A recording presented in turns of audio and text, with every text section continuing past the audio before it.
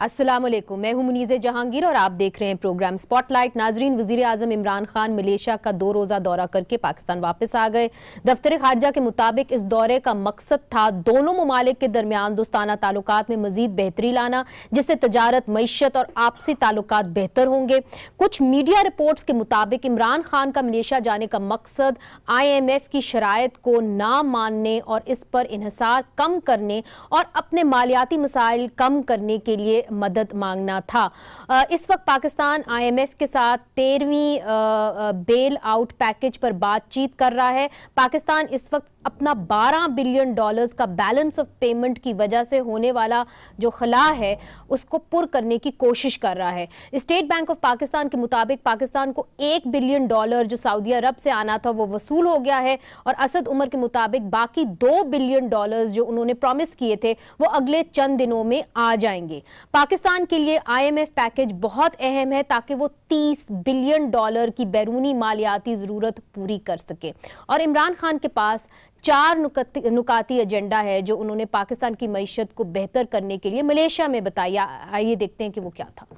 असल में हम इस हमेशा से निकलेंगे ये दलदल कर्जों की जिसमें हम फंसते जा रहे हैं। तो हम 4 काम करेंगे। सबसे पहले अपनी एक्सपोर्ट्स बढ़ाएंगे। नंबर 2, जो हमारे बाहर पाकिस्तानी जिस तरह आप यहाँ हैं, हम पूरे आपके लिए प्लान बना रहे हैं कि जो रेमिटेंसेस आप भेजते हैं ये लीगल चैनल से भेजें। इसके लिए हम पूरे इंसेंटिव्स, हमारे फाइनेंस मिनिस्टर पूरा एक पैकेज तैयार कर रहे हैं। तीसरी चीज, इन्वेस्टमेंट लाना। इन्वेस्टमेंट जब तक हम बाहर से पाकिस्तान में नहीं लेके आएंगे फिर भी हमारे पास डॉलर्स की कमी होगी। पर इसका जवाब ऑपोजिशन ने कुछ पाकिस्तान में आज यूं दिया। Pakistan is too serious a country for on-job training of a prime minister. आपकी अप्रेंटिसशिप जो है प्राइम मिनिस्ट्री की, ये पाकिस्तान के गरीबों को बहुत महंगी पड़ रही है। आजकल नेशनल सतह पे जो माशी सूरत हाल है, they are getting worse day by day. अवाम महंगाई की सुनामी में डूब रहे हैं।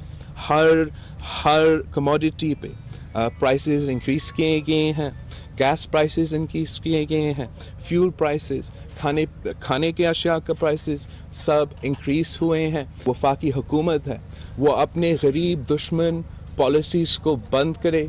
उनके जो मुआशी पॉलिसीज़ है वो गरीब दुश्मन है। अगर उन्होंने मुश्किल डिसीजंस लेने हैं और हुकूमतें मुश्किल डिसीजंस लेते हैं तो उनका पहला सोच ये होना चाहिए कि हम आम आदमी को, गरीब अवाम को कैसे बचाए और फिर ये मुश्किल डिसीजंस लिया जाए।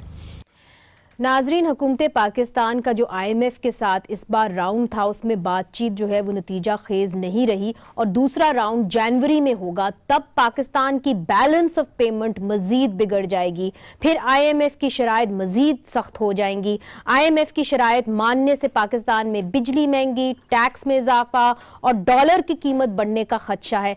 इससे बरामदात की कीमत बढ़ जाएगी, यानी महंगाई और मजीद महंगाई। हमारे साथ कराची से हमें ज्वाइन कर रही हैं शैला रजा साहिबा, रहनुमा हैं पाकिस्तान पीपल्स पार्टी की, और इधर स्टूडियोज में हमारे साथ हैं पाकिस्तान मुस्लिम लीग नून की MNA आयशा गौस पाशा साहिबा। आप साबिक वजीर ख़जाना पंजाब भी रह चुकी हैं। और हमारे साथ उनके साथ तशरीफ़ रखते हैं सदाकत अब्बासी साहब। आप तहरीक इंसाफ से आपका ताल्लुक़ है और अब तो सबको पता है कि इकॉनमी के ऊपर आपका एक अच्छी ग्रिप है। हमें फरहान बुखारी साहब भी ज्वाइन कर रहे हैं हमारे साथ स्काइप पे हैं, तज्जियाकार हैं, सीनियर सहाफ़ी हैं और फाइनेंशियल टाइम्स के लिए भी लिखते हैं।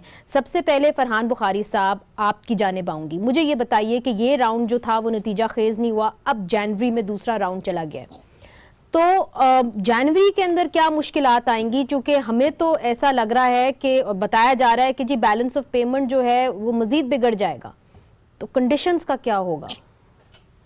जी बिल्कुल, रिजर्व्स की हालत जो थोड़ी सी बेहतर हुई है $1 अरब सऊदी अरब से आने के बाद। और दूसरा, एक मैं ये भी अर्ज करता चलूँ कि असद उमर साहब ने तो कहा ये है कि अगले चंद दिनों में $2 बिलियन और आ जाएंगे, लेकिन स्टेट बैंक में बहरहाल अब भी लोग ये कह रहे हैं कि ये अगले 2 महीने में आएगा। तो ये इस तरह नहीं होगा कि अगले 1 आध हफ्ते में या चंद दिनों में पैसे आ जाएं। लेकिन असल जो मामला है वो ये है कि पाकिस्तान की के जो अखराजात हैं वो वसाइल से या कमाई से अब भी ज़्यादा हैं। बावजूद इसके हुकूमत का ख्याल ये था कि रुपए की डिवैल्यूएशन की वजह से कुछ जो दरामदात हैं, जो इम्पोर्ट्स हैं, उनमें कुछ कमी आएगी, लेकिन ऐसा अभी तक अगर हुआ है तो बहुत ज़्यादा बड़े पैमाने पे नहीं हुआ। 5%, 10% की इतलात आ रही हैं। और पाकिस्तान को हर हफ्ते अपनी इंपोर्ट्स के लिए तकरीबन $1 अरब चाहिए। तो अगर ये सऊदी अरब के $3 अरब आ भी जाते हैं तो ये 3 हफ्ते का इंपोर्ट बिल जो है वो पाकिस्तान का कवर करता है। हर हफ्ते $1 अरब चाहिए। जी जी, पिछले साल का यही है। आप देख लें, ट्रेड की फिगर्स उठा के देख लें, बल्कि मेरे से तो कहीं ज्यादा बेहतर डॉक्टर आयशा गौस पाशा बता सकती हैं, एक्सपर्ट इस मामले में। हमारा जो पिछले साल का इंपोर्ट बिल था on average $1 billion a week.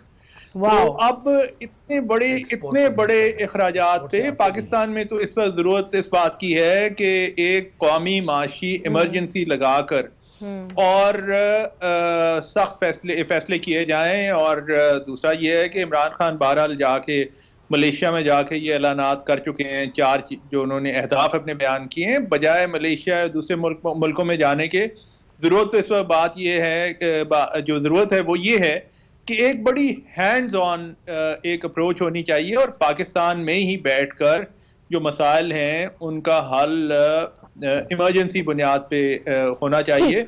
इस वक्त हुकूमत में भी फोकस के बारे में बड़ी परेशानी है कि हुकूमत का इस वक्त मईशत के बारे में जिस किस्म का फोकस होना चाहिए वैसा नहीं है। ठीक है, okay, that's a fair enough point. Sadaqat Abbasi साहब वो कह रहे हैं कि फोकस जिस किस्म का हुकूमत का होना चाहिए वो नहीं है। मगर कुछ मुझे ये बताइए, उनकी भी बात पे आप बात करें, मगर ये भी कंफर्म कर दीजिए कि हमें अब मालूम पड़ा है कि IMF के साथ जो आप लोगों की बातचीत चल रही है उसके अंदर IMF इस बात पे आमादा हो गया है कि PIA और स्टील मिल की निजकारी नहीं होगी। बहुत शुक्रिया। फरहान साहब ने जिस तरह बात की कि 1 बिलियन की हमारी इंपोर्ट है, इसमें कोई शक नहीं है, लेकिन उन्होंने शायद एक्सपोर्ट का मेंशन करना भूल गए।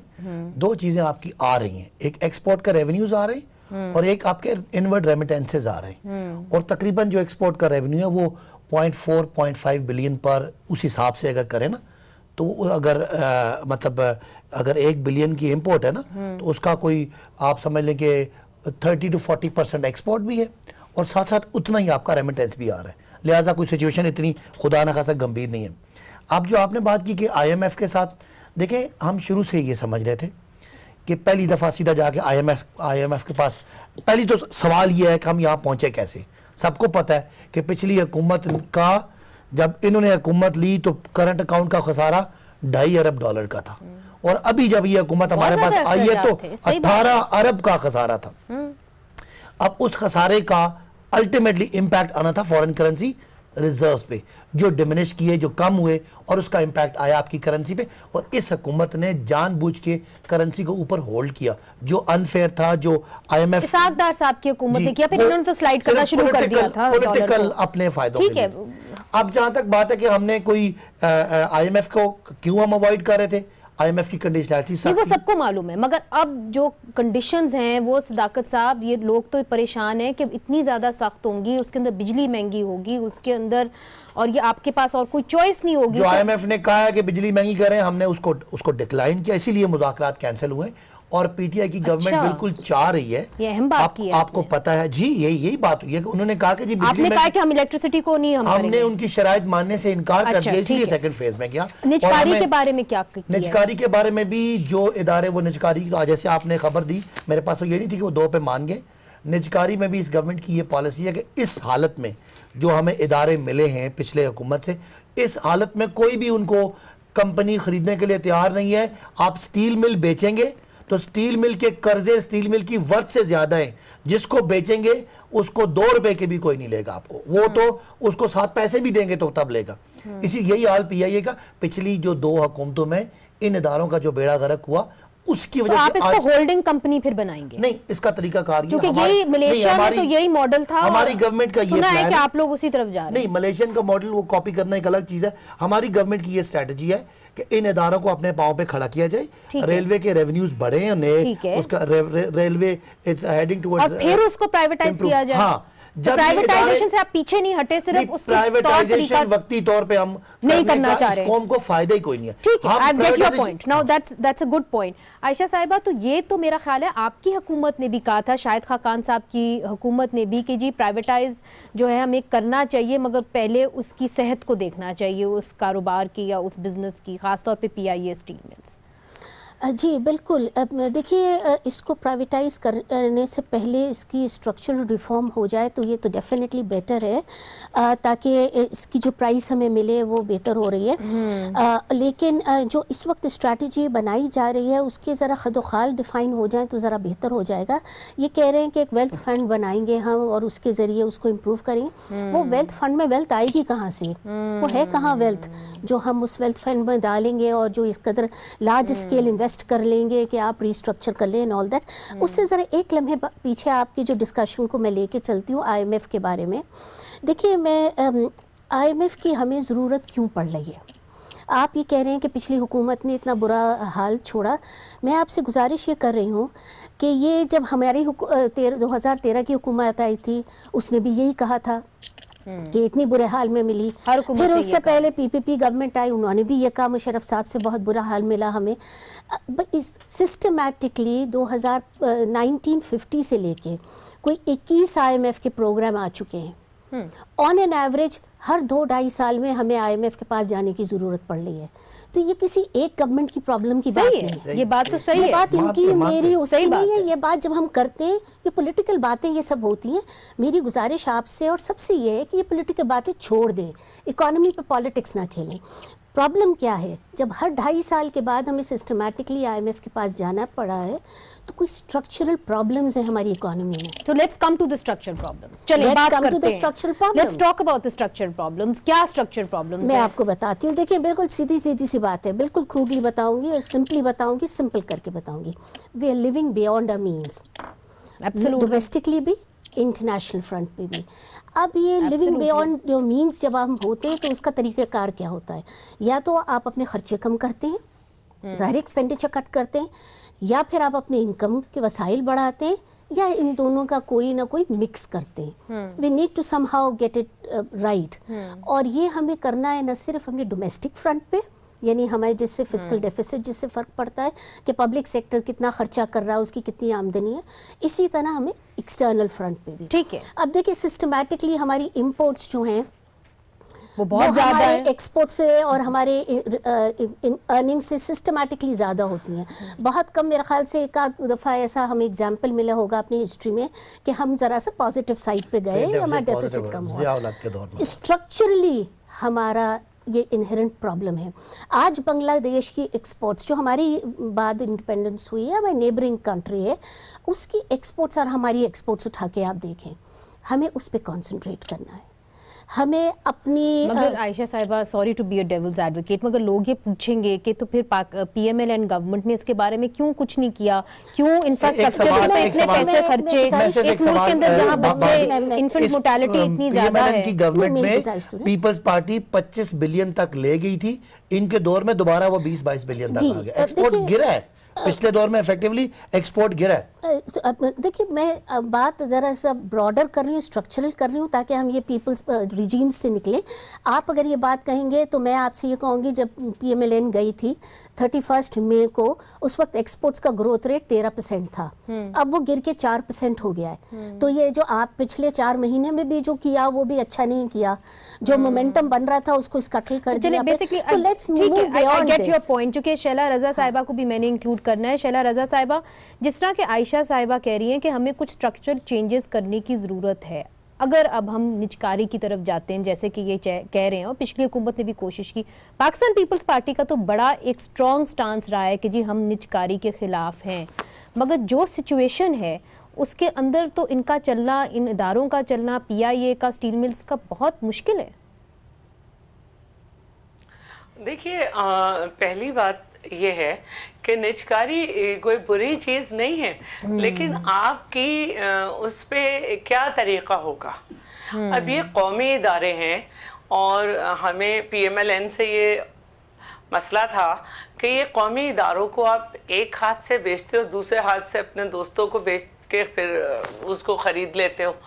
तो ये एक बहुत बड़ा मसला था और ये इसलिए हम इस पे ज़्यादा बात करते थे। अभी भी हम चाहते हैं कि ये कौमी इदारे जो हैं इनको नहीं बेचा जाए। अब जहाँ तक बात है IMF की, तो आयशा गौस भी बैठी हुई हैं। देखिए IMF के पास जो भी हुकूमत आती, चाहे PMLN की, पीपल्स पार्टी की या PTI की आई है, सबको जाना ही था। लेकिन मुझे नहीं मालूम कि ये कौन इनका एडवाइज़र था जो ये कैंपेन भी चलाते वक्त कहते थे कि मैं भीख नहीं मांगूंगा, हम किसी से कर्जा नहीं लेंगे, सर उठा के नहीं चलेंगे। और है ना, कहा ये जाता है, मैं जो है वो इकोनॉमिक एक्सपर्ट नहीं हूँ, कि ये सब चीज़ें करने में इन्होंने $41 बिलियन का नुकसान पहुंचाया। वो कैसे? अब ये सऊदी अरब से जो लेकर आए हैं, 1.5 जो की इन्होंने, तो अब ये सऊदी अरब से जो लेकर आए हैं, और ये 2 महीने की तो डेफर LC है, बाकी जो 3 अरब हैं वो उससे ठीक है कि हमारे रुपए को एक जो है एक सहारा मिलेगा। लेकिन PMLN गवर्नमेंट के तो 3 महीने की डेफर LC उन्हें मिलती थी। अब इन सारी बातों को देखते हुए कि भाई ठीक है, बहुत अच्छा कर रहे हैं ये, तो इससे सवाल सिर्फ हम ये कह रहे हैं कि आप जो ये कह रहे हैं कि हम IMF के पास नहीं जा रहे अभी और बातचीत नहीं हो रही क्योंकि वो बिजली के नर्ख बढ़ाने को कह रहे हैं, तो बिजली के तो आप ऑलरेडी इतना बढ़ा चुके हैं कि जिसकी कोई हद नहीं। और अगर हम उसका मुकाबला 2008 की गवर्नमेंट से करें, पाकिस्तान पीपल्स पार्टी की, तो हमारे ज़माने में जो तेल की कीमत थी वो इंटरनेशनली हाईएस्ट लेवल पे थी, यानी कि $145 पर बैरल। तो हम ₹1.40 का यूनिट था, जब हम ₹4 पे ले गए तो एक हंगामा मच गया। नहीं, आप शैला साहब आप सही कह रही है। मुझे इधर एक छोटा सा वक्फा लेने दें, मगर अब तो 3 जुमला मुझे कहने दे। अच्छा, एक जुमला कहने दे मुझे। जी जी। इनके दौर में $80 पे जब आया तेल की कीमत इंटरनेशनली $80 पर बैरल पे, तो इन्होंने $18 यूनिट कर दिया। आज जो है वो $64.8 पर बैरल है, लेकिन इन्होंने बिजली के फी यूनिट की कीमत $22 कर दी। तो अब आप कहाँ किस बात पे कर रहे हैं? अच्छा, अब आपने एक अहम बात की है शैला रजा साहिबा, इसलिए चूंकि सही कह रही हैं आप, तेल की कीमत कम हुई है बैनुल-अक़वामी सतह के ऊपर, चूंकि सऊदी अरब के अंदर भी हमने देखा है कि बहुत सारे सियासी और इकोनॉमिक चेंजेस आए हैं। मगर जिस तरह के आयशा साहिबा ने कहा कि वेल्थ फंड पाकिस्तान तहरीक इंसाफ ने कहा है कि हम बनाएंगे, उसके अंदर पैसा कहां से आएगा, इसके ऊपर हम बात करेंगे वक्फे के बाद।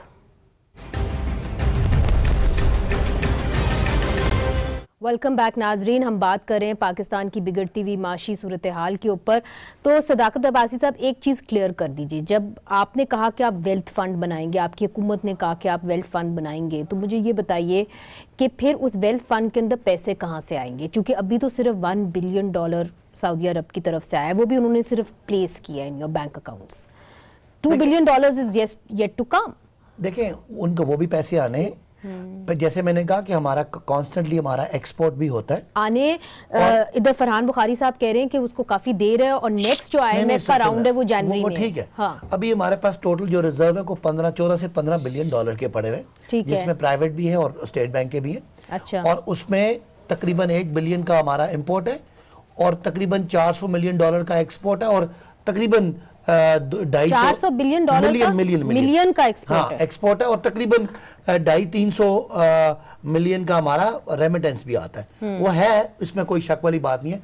हमारी गवर्नमेंट ये चाहती थी, जो पहले भी हम फटाफट IMF पास क्यों नहीं गए, हम चाहते थे कि हमारे पास पहले बेस हो, हमें जो फौरी तौर पे बैलेंस ऑफ पेमेंट का इशू है वो रिजॉल्व हो, क्योंकि डॉलर पे बड़ा प्रेशर पड़ा हुआ था। 1 बिलियन आ गया, 3 बिलियन की कमिटमेंट है और वो भी हमने खर्च नहीं करना, कमिटमेंट ही है कि पाकिस्तान के बैंकों के पास पड़ा रहे, या कमिटमेंट है, वो भी कमिटमेंट ही है, ये भी कमिटमेंट थी। चाइना से हमारी कुछ डील है जो I am not suppose to उसको डिस्क्लोज मैं नहीं कर सकता, I am not the authority, वो जब गवर्नमेंट चाहेगी तो करेगी, वो भी हमारे लिए है। और हम कोशिश करेंगे कि till that date of January, 2 महीने से कम टाइम रह गया, 1.5 महीना, बल्कि 1.5 महीना रह गया, 1.5 महीने के अंदर हमारी गवर्नमेंट चाहेगी कि इसको जो हमने मेजर्स लिए हैं इंपोर्ट्स को कम करने के, हमने बहुत सारी ड्यूटीज लगाई हैं जो आपकी लग्जरी आइटम्स पे, उस पर हमें कर्टेल इंपोर्ट के रिस्पांस का टाइम होता है, फौरी नहीं आता। और हमने जो करेंसी हमारी डिवैल्यू हुई है, इसका हमारा एक्सपोर्ट भी बढ़ने का हमें उम्मीद है। साथ साथ ये बात ज़रूरी है कि हमें कहीं और से पैसे चाहिए जो हमें इसको सपोर्ट मिले। तो जो हमने फ़ंड बनाया, उस फंड में हम कोशिश करेंगे कि पाकिस्तान के जितने जितने जहाँ पाकिस्तान के दोस्त हैं उनसे पैसे इकट्ठे करना, जी, उसमें लिए जाए। अच्छा चले, और IMF के जब हम पास जाएं तो हम स्ट्रॉन्ग फुटिंग पे हो, ताकि हमें ये इदारे this is a very ambitious plan. Sadaqat साहब जी, फरहान साहब, आप आई नो आप जरूर कुछ कहना चाह रहे होंगे। आप कर दूं, ये चीन वाला मामला जो है इतनी बड़ी सीक्रेट नहीं है, और मैं आपको बताता हूं कि वो क्या है, क्योंकि मेरा किसी सरकार से खुशकिस्मती से ताल्लुक नहीं है। वो ये है कि चीनियों ने हमें ये श्योर किया है, हमें ये कहा है कि जनाब वो हमारा दिवालिया नहीं होने देंगे, लेकिन साथ ही साथ उन्होंने हमें इमरान खान साहब की बीजिंग के दौरे के दौरान उन्होंने बड़ा एक दोस्त के तौर पे ये मशवरा दिया है कि जनाब आपको अपने मामलात बहुत ज्यादा ठीक करने की जरूरत है, you have to fix your own house. ये बुनियादी बात है। What? Fix your own house by doing what? आपका ट्रेड डेफिसिट कम करना है अपना, गारंटी देता है। अब सुन लीजिए जी, तो वो उसका ये मतलब नहीं है कि हम अपने मामला ठीक ना करें। एक दूसरा ये कि जितना ये फरमा रहे हैं बासी साहब के जनाब वो गैप 300-400 मिलियन डॉलर का महीने का है, तो इसलिए हमारी गाड़ी चल, या हफ्ते का है तो गाड़ी चल जाएगी, ऐसा नहीं है, उससे बहुत ज्यादा है। इस साल हमारा कुछ फॉरेन लोन्स भी मैच्योर हो रहे हैं, और PTI की हुकूमत से पहले आने से पहले जो तखमीना था, और मेरे ख्याल में अभी भी अपनी जगह पे है, कि 20 से 25 अरब डॉलर की रकम पाकिस्तान को एडिशनल इस माली साल में जरूरत होगी जिससे हम गुजर रहे हैं, यानी जुलाई 2018 से जून 2019 तक। हो सकता है कि हम उसमें से कुछ रीस्केड्यूल करवा लें, कुछ पेमेंट्स डिले हों, लेकिन 20 से 25 अरब डॉलर एक बड़ी रकम है। तीसरा, स्ट्रक्चरल प्रॉब्लम्स की बात सुन के साल से मेरे तो कान पक गए हैं। सही बात है। वजह यह है कि मुल्क के एक बहुत मुमताज और इंतहाई काबिल कदर माहिर मईशत हैं, जो कि वजीर भी रह चुके हैं, जिनका नाम है डॉक्टर हफीज पाशा। डॉक्टर पाशा साहब ने एक जगह एक दफा फरमाया था, और वो मैं बात आज तक उनकी मैंने बिल्कुल मुझे याद है, कि मुल्क में बदकिस्मती से हर इस्लाह के पीछे या इस्लाह के ऊपर एक बहुत बड़ा वेस्टेड इंटरेस्ट का कोई ना कोई अजदहा बैठा हुआ है, और वो अजदहा ऐसा है कि जनाब जिस चीज को भी आप हाथ लगाएं वहां से शोर शराबा होता है, और फिर लोग कहते हैं इस्लाहात नहीं होगी। तो आप भी कह रहे हैं कि इस्लाहात होने चाहिए। फरहान साहब, मैं अब आयशा साहिबा की जानिब जाना चाह रही हूँ। जुमला बोलूं, सऊदी वाली बात जो मिस होगी, 8 से 10 बिलियन डॉलर सऊदी अरब ने कमिट किया है, सऊदी अरब ने कमिट किया है, जो रिफाइनरी में, जो मिनरल्स में, रिकोटेक टाइप मिनरल्स में, और पंजाब में पावर सेक्टर में उन्होंने करने की कमिटमेंट दी है। Ayesha Sahiba, I like to bring you in कि ये जो इनका प्लान है ये कामयाब हो सकता है कि नहीं हो सकता। देखिए, हम तो दुआगो हैं कि हो। देखिए, दो लेवल्स पे बात करते हैं, एक शॉर्ट रन में और एक ज़रा सा longer term, medium to longer term में। शॉर्ट रन पे मुझे मैं फरहान साहब से बिल्कुल अग्री करती हूँ कि जो इस वक्त प्लान है, देखिए अभी तक सिर्फ सऊदी अरेबिया से एक आया है 1 बिलियन, और उसके अलावा 2 आने हैं। ठीक है, ये पैसे हम यूज़ नहीं कर सकते, सिर्फ रख सकते हैं अपने पास। ठीक है, ये सिर्फ रखने के पैसे, इस्तेमाल के पैसे बिल्कुल, ये सबको मालूम है। सो ये तो बिल्कुल क्लियर है। अब अगर आप ये, और इससे पहले आपने चाइना से भी कुछ पैसे ले चुके हैं, 3 बिलियन का वो भी करें ना, हमारा इंपोर्ट बचेगा ना। अगर आप 3 बिलियन का हमारा इंपोर्ट भी बचेगा। मेरी गुजारिश सुनिए, बचेगा और फिर अगले साल दोबारा आपको फटाफट उसको रिटर्न कर लेना चाहिए। तो short term, it's still a loan ना। No, it's basically funding for oil themselves. वो सब्सिक्वेंट जो पेमेंट आएगी वो इस साल की पेमेंट को फाइनेंस करेगी, तो रहेगा नहीं। ठीक है, तो मेरी गुजारिश सुने सिर्फ ये है कि ये जो इस वक्त हमारे पास जो शॉर्ट टर्म क्राइसिस हम समझ रहे हैं कि हमने पूरा कर दिया, वो हुआ नहीं है। हम एक सेंस ऑफ कंप्लेसेंसी में जा रहे हैं। मैं इसलिए सिर्फ वार्न कर रही हूँ मेरे कॉलीग को, प्रेशियस कॉलीग को, कि इस वक्त जो सऊदी अरेबिया से आ रहा है वो कोई शॉर्ट रन की प्रॉब्लम नहीं सॉल्व करेगा। हम तो जनवरी फरवरी में जाके फिर एक बड़ी क्राइसिस में बैठेंगे। और क्या करें? What can they do? देखिए, अब मेरा गुजारिश ये है कि बावजूद इसके फरहान बुखारी कह रहे हैं कि स्ट्रक्चरल रिफॉर्म, ये सुन सुन के परेशान हो गए।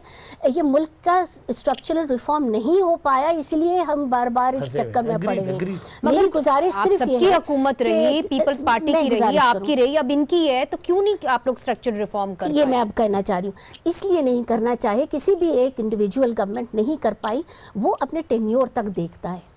ये प्रॉब्लम्स जो हैं डीप रूटेड हैं, टफ प्रॉब्लम्स हैं, इसके सॉल्यूशंस मुश्किल हैं, इसमें टाइटनिंग ऑफ द बेल्ट की भी ज़रूरत है।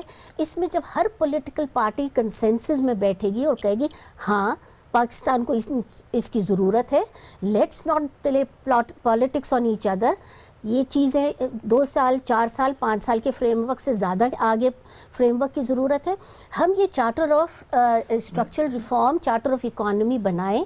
ये बात अब ये मेरे समझ में नहीं आया, असद उमर ने ये कह दिया इसके बाद IMF का प्रोग्राम हम नहीं लेंगे। मैं आपको आज लिख के दे सकती हूँ कि जिस तरह हम चल रहे हैं IMF का प्रोग्राम हर हाल में दोबारा आएगा। वो तो मेरा ख्याल है हतमी बात है, वो तो IMF का प्रोग्राम ये लेंगे नहीं, वो कह रहे हैं ना इसके बाद IMF का नहीं। अच्छा, इसके जब बाद तक आप ये प्रॉब्लम को पॉलिटिक्स से ऊपर निकाल के लॉन्गर टर्म पे सॉल्व नहीं करें, उसके हमें कोई वे आउट नहीं है। टैक्सेशन पॉलिसी आपको सही करनी है, एक्सपोर्ट पॉलिसी आपको ठीक करनी है, इन्वेस्टमेंट पॉलिसी आपको ठीक करना है, आपको सेविंग बढ़ाना है। हमारी कंट्री जो है उसमें सेविंग इन्वेस्टमेंट गैप इतना बड़ा है, आपकी सेविंग जो है वो सारी मुल्कों में आप कंपेयर करके देखें लोएस्ट सेविंग्स आती हैं। हमने बहुत सारी चीज़ें एज ए नेशन खड़े होकर कंसेंसस के साथ आगे बढ़ानी है। अगर हम ये लेके ये काम हम कर लेते, हम लीडर ऑफ द ऑपोजिशन ने पहले दिन कहा कि हमें ये काम करना है, गवर्नमेंट ने भी एजेंडा पे नेशनल असेंबली के लिए आई, लेकिन फिर इनका भी मोमेंटम नहीं रहा, इनकी भी कमिटमेंट नहीं रही।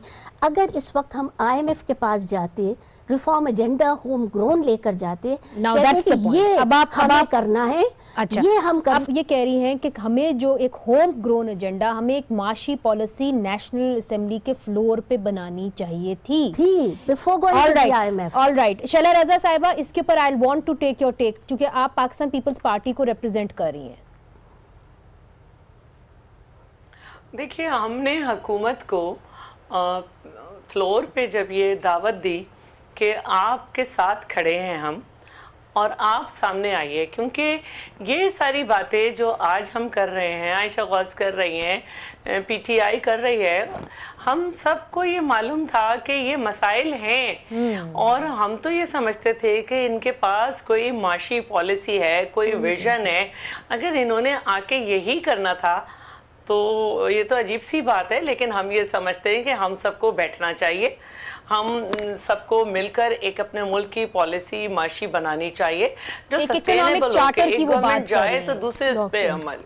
ठीक है, बिल्कुल हम ये चाहते हैं और इसी तरह हम खारजी मसाइल पर भी ये चाहते हैं। और दूसरे ये कि जरा जल्दी में मैं 41 बिलियन डॉलर कह गई थी, चले वो कोई बात नहीं, वो कोई बात नहीं, स्लिप ऑफ द टंग तो हो ही जाती है, ऐसी कोई बात नहीं है, बस ऐसे ही लगी रहती है, तो कोई बात नहीं, हम तो नहीं माइंड नहीं ये ऐसी करें। अच्छा, नहीं, हम ऐसे ही नहीं लगे रहते, हम चाह रहे हैं कि आप वैसे ना लगे रहें जैसे कि जाहिल लोग लगे रहते हैं। अच्छा चले, फरहान साहब, बात ये है कि जिस तरह ये सारे कह रहे हैं कि चार्टर ऑफ इकॉनमी बनाना चाहिए, मगर आज अगर इन्होंने स्ट्रक्चरल रिफॉर्म्स करने हैं तो लेट्स फेस इट, डॉलर की कीमत भी ऊपर जाएगी, बिजली भी महंगी होगी और आपको बहुत सारे लोगों को टैक्स नेट के अंदर लाना पड़ेगा, वो भी सरापा एहतजाज होंगे, फिर आपको बिजली चोरी कम करनी पड़ेगी, आपको ट्रांसफार्मर्स बदलने पड़ेंगे जिसके लिए कोई पैसे नहीं हैं।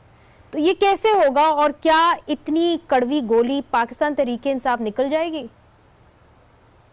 भाई देखिए, 2-3 बुनियादी बातें। एक तो ये है कि ये चार्टर ऑफ इकॉनमी एक ऐसी सूरत हाल में मुझे होता हुआ तो नज़र नहीं आ रहा कि एक ऑपोजिशन पार्टी के लीडर को आपने जेल में डाला हुआ है, दूसरी ऑपोजिशन पार्टी के लीडर को आप जेल में डालना चाहते हैं और तीसरी पार्टी जो है, तीन ही पार्टीज हैं वो हुकूमत में हैं। तो ये कैसे चार्टर बनेगा? इस्लाहात का एजेंडा ये भी साथ ही साथ कहना पड़ता है कि बदकिस्मती से पाकिस्तान एक ऐसा मुल्क है यहाँ पे कई दफ़ा ये तजदिया हो चुका है कि हमारे मसाइल क्या हैं, ये भी तजदिया हो चुका है कि उनका हल क्या है, ये भी हमें मालूम है कि वो रास्ता हल का क्या है, यानी वो जो मसला है और उसका जो हल है उसके दरमियानी रास्ता क्या है, लेकिन कोई कर नहीं पाता। जो मैंने पहले अर्ज की थी और मैंने हवाला दिया था डॉक्टर हफीज पाशा का, वही बात है जो कि डॉक्टर साहब ने कई साल पहले फरमाई थी कि यहाँ पे बदकिस्मती से जहाँ पे भी आप इस्लाह करने चलें वहाँ पे एक बहुत बड़ा अजदहा बैठा हुआ है उस इस्लाह के ऊपर, और वो आपको इस्लाह ठीक है, वेस्टेड इंटरेस्ट है, ये मुमलिकत जिम्मेदारी है कि पाकिस्तान की इस्लाह करे। ठीक है सदाकत साहब, बात ये है कि जिस तरह ये कह रहे हैं फरहान बुखारी साहब कि अगर आपने एक लीडर को जेल में डाला हुआ है, दूसरी की आप तैयारी कर रहे हैं उसको जेल में भेजने के लिए, तो फिर चार्टर ऑफ इकॉनमी आप किसके साथ बनाएंगे? देखें, चार्टर ऑफ इकॉनमी सबसे पहली बड़ी बात है कि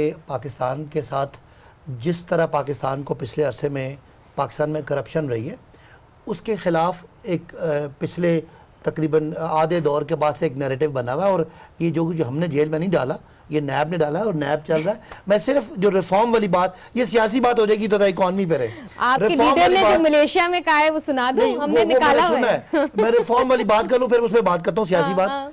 हमने जो फाइनेंशियल बिल बनाया, रिफॉर्म दो तरह के, एक इकॉनमी के अंदरूनी मसाइल हैं जो रूपों में है, और एक डॉलर के मसले। मैं डॉलर के मसले बात करता हूँ। हमने जो फाइनेंशियल बिल दिया, हमने जो बजट दिया अमेंडेड, उस पर हमने क्या क्या किया, जो मैं इनके सामने रखना चाह रहा हूँ। क्या वो रिफॉर्म का ऐसा नहीं है?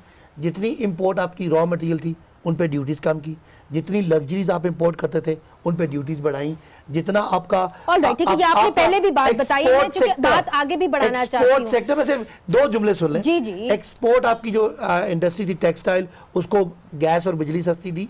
ये इसीलिए दिया कि आपका वो जो गैप है वो कम हो। इंटरनली हम पीआईए को और रेलवे को ठीक करने पे लगे हुए हैं और कोशिश करेंगे कि वो अगर प्रॉफिट मेकिंग ना हो तो कम से कम उनके लॉसेस कम हो, ताकि रिकवरी पार्ट हो। फिर से आई एम सॉरी एक वक्फा लेना है, मगर मुझे ऐसा लग रहा है कि आप कहेंगी कि ये आटे में नमक के बराबर है। स्टार्ट है ना, अभी ऐसी दिनों में क्या हो सकता है? नहीं ठीक है, आप ये तनकीद करें, हम मगर देखें आपने कंसेंसस, अगर जिस तरह ये कह रही हैं कि चार्टर ऑफ इकॉनमी अगर आपने किया होता और आईएमएफ के साथ आप एक भारी भरकम एक मैंडेट के साथ जाते तो शायद मामलात बेहतर होते। कोई थिंकिंग है आपकी पार्टी के अंदर के हम लग तो नहीं रहा वैसे जो वज़ीर आज़म की स्पीच थी कि कोई रवैयों के अंदर तब्दीली। एक पॉलिसी पे क्रिटिसाइज कर दें कि एक हमने स्टेप जो वो लिया है जो इस रिफॉर्म एजेंडा के ऑपोजिट है। मैं आपको हर बात पे बात कर सकता हूँ। महंगाई पे आप मान जाएंगे? महंगाई अब इलेक्ट्रिसिटी की, बिजली की कीमतें ज्यादा होनी चाहिए। पिछली हुकूमत ने नोट छाप दिए। महंगाई इसलिए हुई कि पिछली हुकूमत ने डॉलर को ऊपर रखा, डॉलर डेप्रिशिएट किया। अब आपको एक गुजारिश मैं भी एक उनको बता दूं, नहीं रोना वही है ना। हाँ, नहीं हमारी तो पॉलिसी का डॉक्टर साहब मुझे सवाल करें, क्या हमारी कोई पॉलिसी का 3 महीने में इम्पैक्ट आ सकता है? उनका तो इम्पैक्ट इसके बाद ठीक है, मगर अब तो इम्पैक्ट लाना पड़ेगा। नाज़रीन आप बताएं, वक्फे पे जाते हैं, वो बताएं जो इस हुकूमत ने खरीदी हो जिस पे पैसे लगे हो, पिछलों का हिसाब दे रहे ना। देखिए आप एक तरीके से आपकी भी जो शिकायत है वो जायज है। मुझे वक्फा लेना है, फिर वक्फे के बाद इस पे बात करते हैं। वेलकम बैक नाजरीन। यहाँ पे हम सारे बात कर रहे हैं कि चार्टर ऑफ इकॉनमी होनी चाहिए जिसके लिए आपको अपोजिशन के साथ मुशावरत करनी चाहिए, मगर वज़ीर आज़म इमरान खान ने मलेशिया में पाकिस्तानी कम्युनिटी से खिताब करते हुए अपोजिशन को आड़े हाथों लिया। उसके बाद मैं समझती हूँ कि शायद बहुत मुश्किल हो जाए अपोजिशन से बातचीत करना, और कितना मुश्किल होगा इनसे पूछते हैं। चौथी चीज जो हमने पाकिस्तान में करना शुरू किया है वो है मनी लॉन्ड्रिंग को रोकना। इनके लिए अब हम बहुत मुश्किल कर देंगे मनी लॉन्ड्रिंग करना। पाकिस्तान की जो ऑपोजिशन है वो बड़ी जल्दी में है कि किसी तरह गवर्नमेंट गिर जाए। पहले दिन ही असेंबली से शोर मचा दिया, मैं पहली तकरीर ही नहीं उन्होंने मुझे करने दी, इतना उनको जल्दी है कि गवर्नमेंट चली जाए। उनको डर लगा हुआ है कि जितनी देर इमरान खान की को मिलता जा रहा है तो उसकी नजरों से गुजरता जा रहा है। FIA मेरे नीचे है, मुझे इंफॉर्मेशन मिल रही है, मुझे पता था पैसा चोरी हुआ है, लेकिन मुझे भी नहीं पता था कितना ज्यादा पैसा चोरी करके बाहर लेके गए। और वो जो सबसे ज्यादा शोर मचा रहे हैं उनको ये पता है कि उन्होंने थोड़ी देर के बाद जेलों में जाना है। आयशा साहिबा, how do you see this? देखिए, मैं गुजारिश ये करना चाहती हूँ अगेन एज एन इकोनॉमिस्ट, हम सब चाहते हैं करप्शन ख़त्म हो, कोई नहीं चाहता कि करप्शन चले। उससे जो उसके नेगेटिव असरात होते हैं इकॉनमी पे, आम लोगों की ज़िंदगियों पे, वो सब होते हैं। मगर पॉइंट ये है कि प्रीमेच्योरली और इंटरनेशनल फोरम्स पे मेरा ख्याल ये है कि इस तरह की बातें कहना इस वक्त मुनासिब नहीं है। देखिए, हम खुल के बात कर रही हूँ, FATF ऑलरेडी हमारे सर पे एक हम ग्रे लिस्ट में है। हम ज़रूर एक्ट करें, कोई नहीं कह रहा कि ना एक्ट करें, बट पॉलिटिक्स ना खेलें इस पे, सबूत जमा करें, मुनासिब नहीं थी इस तरह बाहर बात नहीं। आप इंटरनेशनल फोरम पे जा रहे, आप बात इमेच्योर बातें कर रहे हैं इन द सेंस के अनसब्सटैंशिएटेड बड़े बड़े इल्ज़ाम लगाना ये, और इन्वेस्टर को जाके कह रहे हैं हमारे यहाँ ये खराबी हो रही है, ये खराबी हो रही है, और आके पैसा लगाओ अपना, वो will come and invest in your country. जी, मगर शैला रज़ा साहिबा, उनका ये भी खदशा है कि जो ऑपोजिशन है वो चाहती है कि ये हुकूमत अपनी मुद्दत पूरी ना करे, ये भी एक खदशा है वज़ीर आज़म को। देखिए, बहुत ही वाज़े तौर पर ये बात सबके सामने है कि किस तरह से पीपल्स पार्टी ने तमाम ऑपोजिशन पार्टीज़ को ओथ उठाने के लिए कहा, और फ्लोर पर भी कहा कि हम आपके साथ चलने को तैयार हैं, और हम सियासी ज़बान इस्तेमाल करें तो ये भी कह चुके हैं कि हम आपको सियासी शहीद नहीं होने देंगे। बात यह है कि इमरान साहब अगर अपने 100 दिन की कारकर्दगी को देखें तो फिर कभी ऐसी बातें नहीं करेंगे, लेकिन अभी तक वो उनको समझ नहीं आ रहा कि उनके साथ हुआ क्या है। उनको तारीख अगर वो दुनिया की पढ़ें तो करप्शन की बुनियाद पे कभी कोई मुल्क तबाह नहीं हुआ। फ्रांस है, इंडिया है, चाइना है, वैसे इंडिया में पाकिस्तान से ज्यादा करप्शन, शायद हमसे आगे है करप्शन में जी, और चाइना में भी करप्शन हमसे ज्यादा है। लेकिन इनको ये पता चलना चाहिए कि चीन $11 ट्रिलियन से ज़्यादा और इंडिया $3 ट्रिलियन से ज़्यादा बड़ी इकोनॉमी कैसे बने। इन्हें ये पता चलना चाहिए कि वज़ीर आज़म मोदी का 8 बिलियन यूरो फ्रांसीसी जेट की खरीदारी का स्कैंडल भी ताज़ा है। ठीक है, तो मगर you have a certain point सदाकत अब्बासी साहब, देखिए बात तो सही है, क्योंकि ट्रांसपेरेंसी इंटरनेशनल के मुताबिक इंडिया ज़्यादा करप्ट है, मगर आज ज़्यादा हमारे से प्रोग्रेस कर रहा है ह्यूमन इंडेक्स के मुताबिक।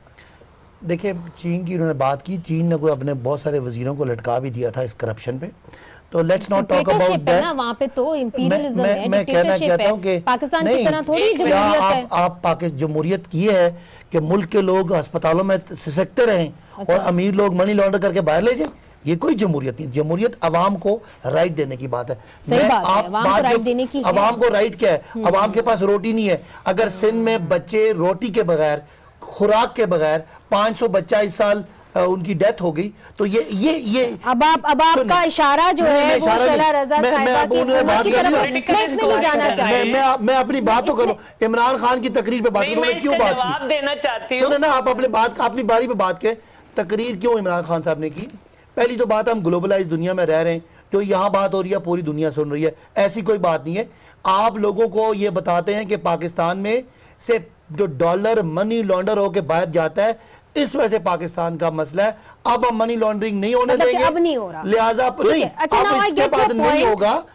पाकिस्तान में जो डेफिसिट है, जो खसारा है, वो कम रहेगा और पैसा। एक चीज मैं जरूर कहना चाह रही हूँ, क्योंकि प्रोग्राम का वक्त बिल्कुल खत्म हो रहा है। फरहान बुखारी साहब, बहुत सारे इकोनॉमिस्ट ये कहते हैं, आयशा साहिबा भी बैठी हुई हैं, वो ये कहते हैं कि जी आप तजारत क्यों नहीं करते? आप अपने सारे हमसायों के साथ लड़ते हैं, चाहे अफगानिस्तान हो, चाहे इंडिया हो, और इंडिया के साथ हमारी इस वक्त $2 बिलियन की तजारत है, और इकोनॉमिस्ट कहते हैं $20 बिलियन हो सकती है अगर आप सही तरीके से ताउन करें। तो आप क्या समझते हैं कि ये हो सकता है, ये मसला हल इस तरह? देखिए, ये तो काफ़ी अरसे से ये एक मौक़िफ़ चल रहा है और एक आइडियल इन्वायरमेंट में हो सकता है, लेकिन हम खित्ते की सूरत हाल भी जानते हैं, मसाइल भी जानते हैं। इस वक्त जो मुझे ज़्यादा ख़दशा है वो ये है कि एक नालायकी का अंसर नुमाया होता जा रहा है, और वो बड़ा ख़तरनाक है पाकिस्तान के लिए, वो कहीं ज़्यादा ख़तरनाक है बनिस्बत और चीज़ों के। अभी मनी लॉन्ड्रिंग की बात हो रही थी, एक साहब पंजाब में हैं जिनका नाम है फयाजुल हसन चौहान, वो अक्सर व बेशतर ऐसी बेपर की बातें करते हैं। उन्होंने फरमाया एक मौके पे कि जनाब पाकिस्तान से पिछले साल $1000 बिलियन की वो डॉलर वही बात है, वो डॉलर रुपये में $1000 बिलियन की उन्होंने फरमाया, जो कि मीडिया पे वाइडली रिपोर्ट हुआ। उनसे जब पूछा गया, किसी ने, एक वफाकी वजीर ने पूछा, PTI के वजीर ने पूछा, जिनका नाम नहीं लूंगा, उन्होंने कहा कि फरहान साहब एक फैसला बता दे जो हुकूमत ने नालायकी। अच्छा, मेरा प्रोग्राम का वक्त, आई एम सॉरी, बिल्कुल खत्म हो गया है। फरहान साहब अपनी बात मुकम्मल करने थे, फरहान साहब बात मुकम्मल करें तो प्रोग्राम का वक्त बिल्कुल खत्म हो गया। जी, मुझे ज्यादा खदशा जो है